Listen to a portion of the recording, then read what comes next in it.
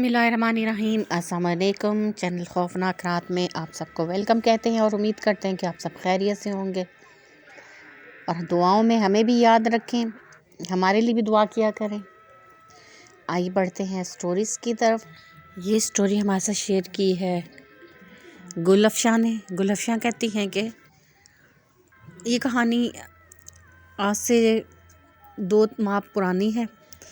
हमारे घर पे कुछ गेस्ट आए हुए थे, तो हमको अपना कमरा, हम लड़कियों को अपना कमरा उन्हें देना पड़ा और अम्मी कहने लगी कि तुम अपना कमरा खाली कर दो और तुम लोग स्टोर के साथ जो कमरा है वहाँ पर अपना सामान रख लो कुछ दिनों के लिए, जब तक वो लोग यहाँ पर, उसके बाद तुम लोग वापस अपने कमरे में आ जाना। हम लोगों ने अपना कमरा खाली कर दिया और मैं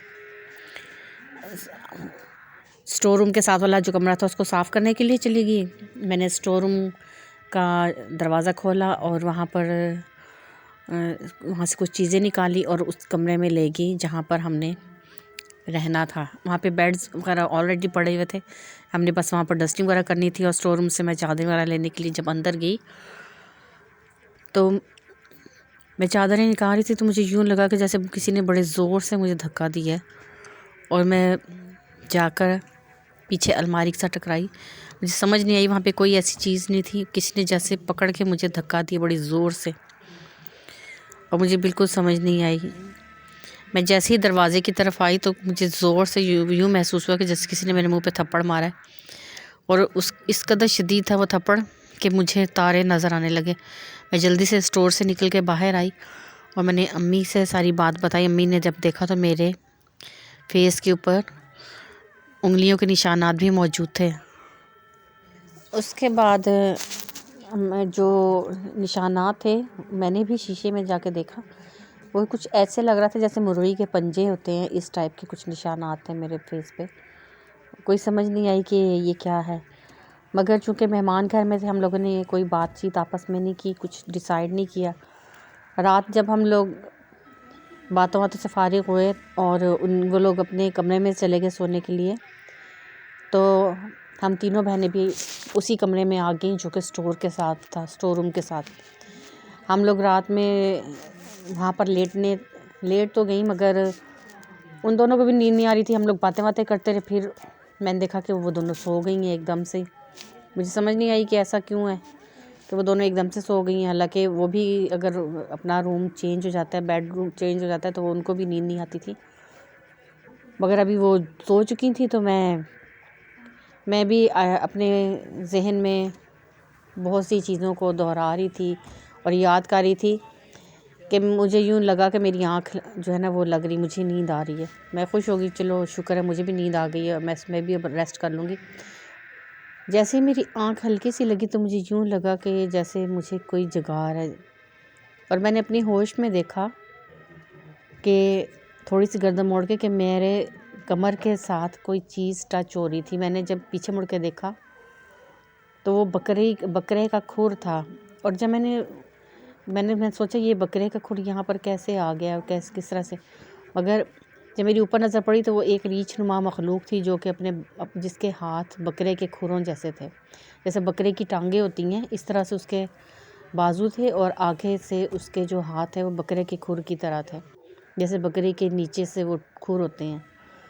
और वो उसके साथ वो मुझे जगाने की कोशिश कर रही थी। मैंने जैसे ही उसको देखा वो रीछ नुमा था और बहुत खूनख्वार वो मुझे लग रहा था। मैंने एकदम से ज़ोर से खौफ ज़दा होकर चीख मारी तो मेरी बहनें भी उठ गईं और वो मुझे पूछने की कि क्या हुआ। तो मैंने उन्हें सारी बात बताई तो कहने लगी यहाँ पर तो कोई भी नहीं है। उन्होंने भी उठकर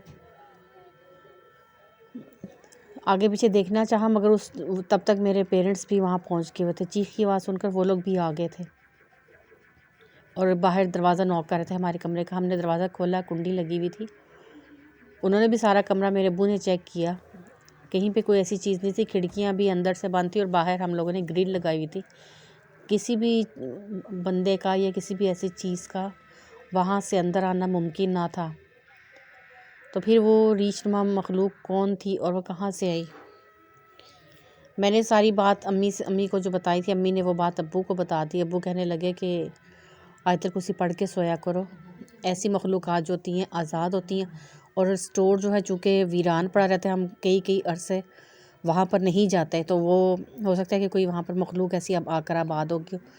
پھر انہوں نے امی سے کہا کہ کل صبح مجھے یاد کرانا، میں خود وہاں پہ جا کے قرآن پاک کی تلاوت کیا کروں گا، تاکہ اگر کوئی ایسا وہاں پہ ایک مسئلہ ہے بھی ہے تو وہ ختم ہو جائے۔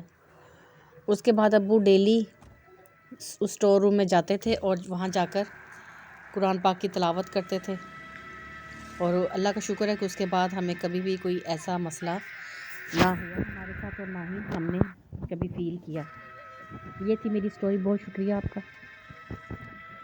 بڑھتے ہیں اگلی کہانی کی طرف۔ یہ کہانی ہمارے ساتھ شیئر کر رہے ہیں وقاص احمد مانچسٹر سے۔ وقاص احمد کہتے ہیں کہ یہ کہانی ایک ایسے شخص کی ہے جو کہ ایک دھوبی کے پاس کام کرتا تھا۔ وہاں پر اس کا کام یہ تھا کہ وہ کپڑوں کو ڈرائی کلین کرنا، اور اس کے علاوہ وہاں پر وہ استری وغیرہ کر کے کپڑوں کو سائڈ پہ رکھا کرتا تھا، اور دکان جو تھی اس کو کھولنا اور بند کرنا بھی اس کے ذمہ تھا۔ مگر کئی بار ایسا ہوتا تھا کہ جو مالک تھے، اونر تھے جو دکان کے، وہ خود ہی یہ کام کر دیا کرتے تھے اور ان کو جلدی گھر بھیج دیا کرتے تھے، خاص طور پہ سردیوں میں۔ وہ شخص وہاں پہ سیٹسفائیڈ تھا، مطمئن تھا، وہاں پہ کام کر رہا تھا۔ ایک بار ایسا ہوا کہ کافی بارش تھی، موسم کافی خراب تھا، اور آج وہ سوچنے لگا شخص کہ میں جلدی کام سے چھٹی لے کے گھر چلا جاؤں، کیونکہ بارش مسلسل ہو رہی تھی اور موسم بہت زیادہ خراب تھا، اور ان کو سردی بھی بہت لگ رہی تھی، سردیوں کے دن تھے، تو اس نے سوچا کہ میں آج بڑی جلدی گھر چلا جاؤں گا، تاکہ کیونکہ شام ہو جاتی ہے، اور جس راستے پہ وہ جاتے تھے وہ کافی ویران سا تھا، وہاں سے گزر کے ان کو جی ٹی روڈ تک آنا ہوتا تھا، اور جی ٹی روڈ پہ بھی بہت ہی کم گاڑیاں جو ہوتی تھی شام کے ٹائم اویلیبل ہوتی تھی۔ اس لیے انہوں نے سوچا کہ آج بارش کا موسم ہے تو زیادہ تنگی ہوگی کوئی بھی کنوینس ملنے میں، تو اس سے بہتر ہے کہ میں پہلے ہی نکل جاؤں۔ مگر اس دن مالک کو کسی شادی پہ جانا تھا، تو انہوں نے کہہ دیا کہ آج آپ شاپ بند کر کے جانا، کیونکہ مجھے جلدی جانا ہے۔ پھر بھی انہوں نے جیسے ہی اندھیرا چھایا اور مغرب کے بعد یہ بھی وہاں سے دکان کو کلوز کر کے انہوں نے بھی اپنا سفر شروع کیا کہ میں بھی یہاں سے اب چلا جاتا ہوں۔ اس سے زیادہ لیٹ ہو نہیں سکتا تھا، کیونکہ کسٹمرز بھی کوئی نہیں تھے، گاہک کوئی نہیں تھے، تو اس لیے انہوں نے شاپ بند کر دی مغرب کے بعد، اور مالک تو جا چکے تھے پہلے ہی شادی پہ۔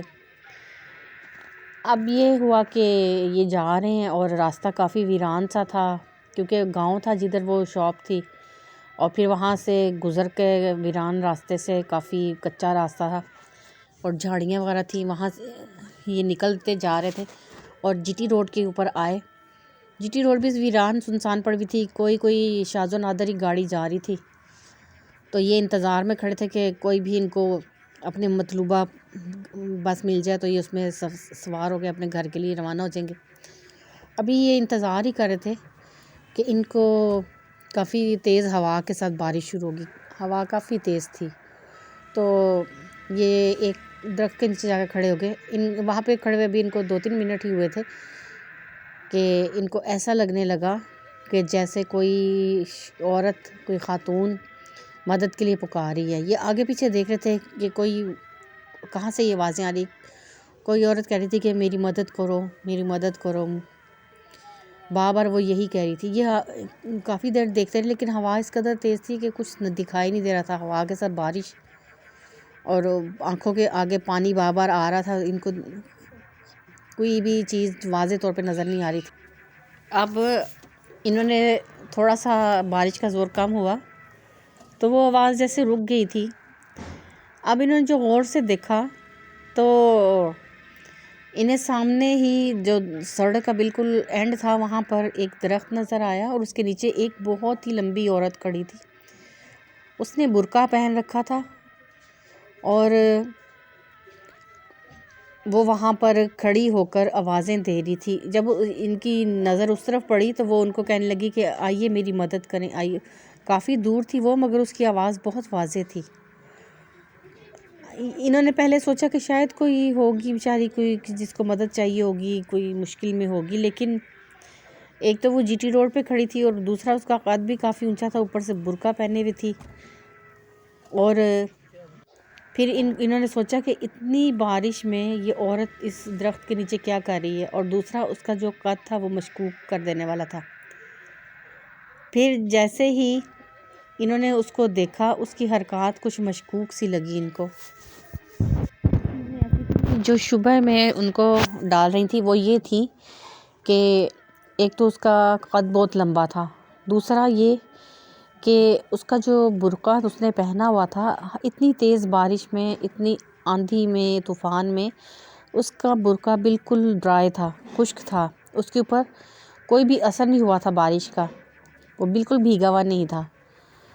تیسرا یہ تھا کہ اس کی جو حرکتیں تھیں، حرکات کو کچھ عجیب سی تھیں، اس لیے انہوں نے فیصلہ کیا کہ یہ اس کو توجہ نہیں دیں گے اور اپنی دھیان کو صرف نہ کرتے ہوئے یہ جلدی سے سڑک کو کراس کر لیں گے. ابھی یہ سوچ ہی رہے تھے کہ ان کی دوبارہ نظر جب اس طرف گئی تو وہ خاتون وہاں سے غائب ہو چکی تھی. انہوں نے آگے پیچھے کافی جگہ پہ دیکھا مگر وہ وہاں پر کہیں پر بھی نہیں تھی. ایک دم سے اس کا اس روڈ کے اوپر غائب ہو جانا غیر ممکن تھا، ناممکن بات تھی، کیونکہ روڈ کافی لمبی تھی اور وہاں پر آگے پیچھے سب چھوٹی چھوٹی جھاڑیاں تھیں اور درخت تھے، تو اس کا ایک دم سے نظروں سے اوجھل ہونا بڑی ایک عجیب بات تھی. بہرحال انہوں نے اللہ کا شکر ادا کیا کہ یہ اس چیز سے بچ گئے، اور یہ سوچا کہ اگر میں اس کے قریب چلا جاتا تو شاید وہ میرا کیا حشر کرتی اور میں اپنا کتنا بڑا نقصان کروا لیتا. اس کے بعد بھی یہ ڈیوٹی پر جاتے رہے، اپنا کام کرتے رہے، 2 سال تک یہ وہاں جاتے رہے، مگر اس کے بعد مالک کا انتقال ہو گیا، جس کی وجہ سے وہ دکان جو تھی بند کرنی پڑی. اب یہ کہیں اور کام کریں، کہیں کسی اور جگہ پر کسی اور دکان پر کام کریں، اور یہ کہانی جو ہے ان کو ابھی تک بھولی نہیں. یہ سٹوری ہمارے ساتھ شیئر کی ہے وقاص بھائی نے، مانچسٹر سے. وقاص احمد بہت اچھی سٹوریز شیئر کرتے ہیں، بہت شکریہ وقاص بھائی آپ کا. امید ہے کہ آج کی سٹوریز آپ لوگوں کو پسند آئی ہوں گی. آپ کو یہ سٹوریز اچھی لگیں تو آپ میرے چینل کو سبسکرائب کریں، ساتھ میں نئی آنے والی ویڈیوز کی نوٹیفیکیشن آپ کو مل سکے، اس کے لیے آپ بیل آئیکن کو پریس کریں، اور میری ویڈیوز کو لائک کریں اور شیئر بھی کریں. اور آپ لوگوں کی سپورٹ کی ضرورت ہے، آپ پلیز میرے چینل کو سپورٹ کریں. آپ لوگوں کا بہت بہت شکریہ. پھر کسی نئی سٹوری کے ساتھ آپ کی خدمت میں حاضر ہوں گے، تب تک کے لیے اجازت دیں. ٹیک کیئر، اللہ حافظ. Thanks for watching and keep listening.